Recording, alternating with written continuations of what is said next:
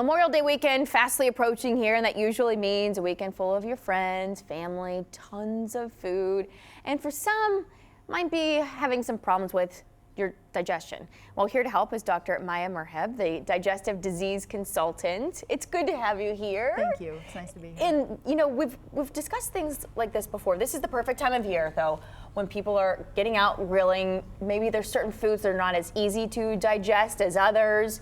So I guess, where do we begin with this when we're starting to think about the food that we're going to eat? Well, I think everything in moderation is usually a good recommendation. You know, sometimes our eyes are bigger than our stomachs. Always. So I think kind of planning ahead, okay, what kind of day is it going to be? What kind of food am I going to have? And try to kind of rationalize. Am I going to overeat? Try not to.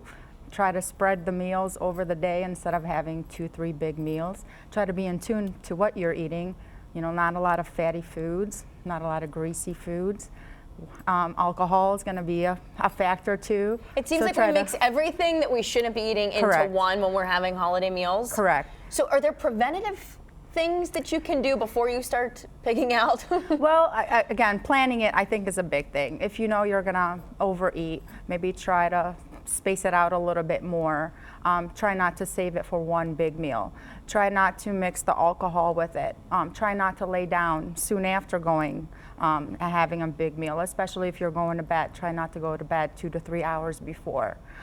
Those kinds of things. Avoid large quantities of the alcohol and things like that. Well, this is good for all year round, not even just for holiday dinner. So when I've always heard, you know, they say eat at 9 o'clock, stop eating for the rest of the night. Is that just because most people go to bed, say 2 hours later, or do you want to try to eat maybe a certain time frame before you go to bed? It's usually try not to eat 2 to 3 hours before going to bed. Okay. Most acids produced overnight, so and especially if people have some other issues like a hiatal hernia or things like that, the food's going to have an easier access back up into your food pipe when you're laying down. So that's kind of the key. You know, people work different shifts, different hours, so it's not a specific time. It is hard, but usually a good rule of thumb is 2 to 3 hours before going to bed, so that the acid is not refluxing back up into the food pipe. And can you take, I know with acid reflux, you should be looking at possibly the types of food. Now you said, I know, stay away from greasy. Sure. Are there certain foods that are best to eat when it comes to, say, acid reflux? So avoiding spicy foods, avoiding tomato products. Those are usually the big things. Chocolate is actually, a lot of people don't realize that too.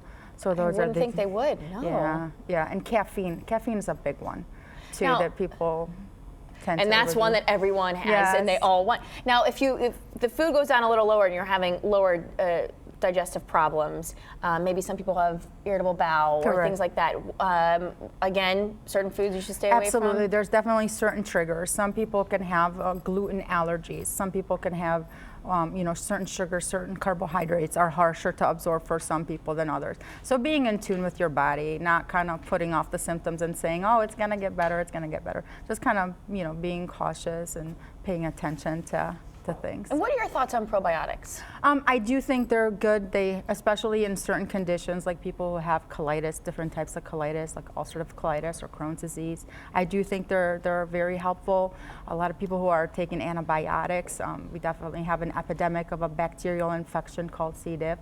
So I think it helps in those cases where people are on antibiotics and things like that.